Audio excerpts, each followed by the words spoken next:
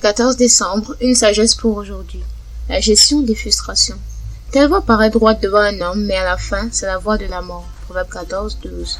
Dans ce verset, le sage interpelle ses auditeurs à considérer la finalité de sa voie. Savons-nous l'issue du chemin dans lequel nous voulons ou nous venons de nous engager? Chaque individu vient au monde avec un ensemble de besoins de base qui doivent être satisfaits, afin que ce dernier puisse mener une vie épanouie, fructueuse et abondante. Mais si l'un de ces besoins de base n'est pas comblé, il va automatiquement s'en suivre une frustration. Comment gérons-nous les frustrations? À cause de l'ignorance générationnelle en matière de gestion des frustrations, face aux frustrations, chacun va soit faire comme il a vu faire, soit faire comme il lui semble bon. Depuis le premier jour de sa conception, le tout petit se bat pour combler ses besoins vitaux. La plupart des travers de comportements observés à l'âge adulte trouvent leur origine dans la période prénatale et dans les 6 premières années qui ont suivi la naissance. À cause des frustrations subies au cours de son enfance, l'adulte va se lancer dans la compensation de toutes sortes, à la recherche des plaisirs ou des sensations fortes, sans tenir compte des conséquences qui vont naturellement et logiquement suivre.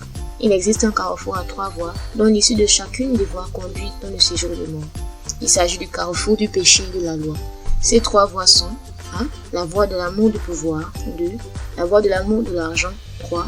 Et la voie de l'amour du sexe ou de quelque autre plaisir. Dans ce carrefour, il suffit d'un seul pas à l'homme pour tomber dans la dérive. Il existe un autre carrefour, celui-là est à voie multiple et toutes ces voies mènent à la vie.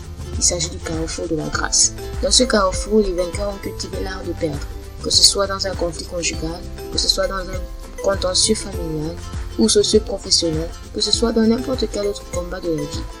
Dans quel carrefour nous trouvons-nous? L'art de perdre, c'est l'habileté à renoncer à sa propre justice pour embrasser celle de Dieu. C'est l'audace de supporter quelques injustices à cause de Christ. C'est la capacité pour renoncer aux plaisirs de la chair pour les plaisirs de Dieu. C'est la sagesse pour renoncer à ses droits légitimes pour la gloire de Dieu, afin que le nom de Dieu soit partout et en tout sanctifié et glorifié. L'art de perdre, c'est le style de vie des disciples cadavres, ceux-là qui se considèrent comme morts au péché et à tous les autres plaisirs, désirs et privilèges de leur vie passée, présente, future, et pour ne vivre désormais que de Dieu, que par Dieu et que pour Dieu. Jésus dit, l'œil est la lampe du corps. Si ton œil est en bon état, tout ton corps sera illuminé. Mais si ton œil est en mauvais état, tout ton corps sera dans les ténèbres. Si donc la lumière qui est en toi est ténèbres, combien sont grandes les ténèbres? Matthieu 6, 22, 23. L'œil égale les yeux de la tête, l'œil en bon état égale les yeux en bonne santé, l'œil en mauvais état égale un aveugle, la lumière qui est en toi est ténèbres égale les yeux du cœur non éclairés par la parole de Dieu. Cela signifie que ne pas se conduire selon la parole de Dieu, c'est demeurer aveugle, quoique voyant, et foncer tout droit dans le séjour de mort. Vérité, l'absence de la parole de Dieu dans le cœur maintient dans l'aveuglement spirituel et conduit tout droit dans la voie de la mort. Application, être chaque jour rempli de la parole de Dieu pour marcher selon la direction de Dieu. Promesse, comment le jeune rendra-t-il pur son sentier en se dirigeant d'après ta parole? Psaume 119, 9. Prions ensemble. Père, conduis-moi chaque jour selon la direction de ta parole, au nom de Jésus. Amen.